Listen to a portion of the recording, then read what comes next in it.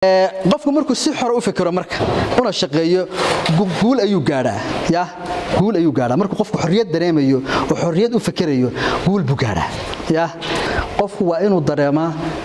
inuu xor yahay si xorriyad u fikiraa si xor u shaqeeyaa markaas buu wax qaban karaa qofku markaas buu wax qaban karaa laakiin inta aad qof eegaysid ama cid eegaysid ama aad habacsan tahay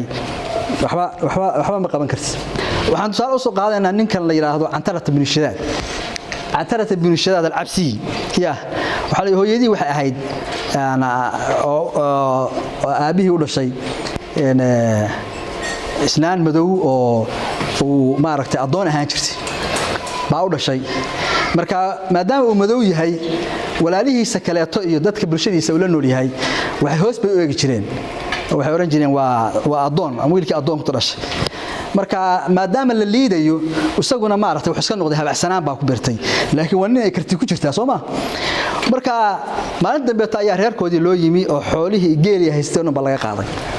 markii laga qaaday ayaa raggii nin walba baarkiis la booday waxba waa la qaban kari waayay wala baarki garan waayay geel la soo dhici kari waayay markaas baa abiyi ku xidhay adigu ma dagaalantid waxa dagaalamay dagaalka u galweeyay markaas buu wuxuu yiri al-abdu la yuhsinu al-kar adoonku dagaalka ma yaqaan ma hagaajin karo inuu dagaalamo dagaalka ma yaqaan ma fahmayo waxa uu kaliya oo yaqaana sida geela loo liso iyo sida loo maro maraqa maartay naasaha laga maro intaas buu yaqaana bas markaas uu la hadlay wuxuu yiri kar wa far fa anta warni oo dagaalan oo orod dagaalka gal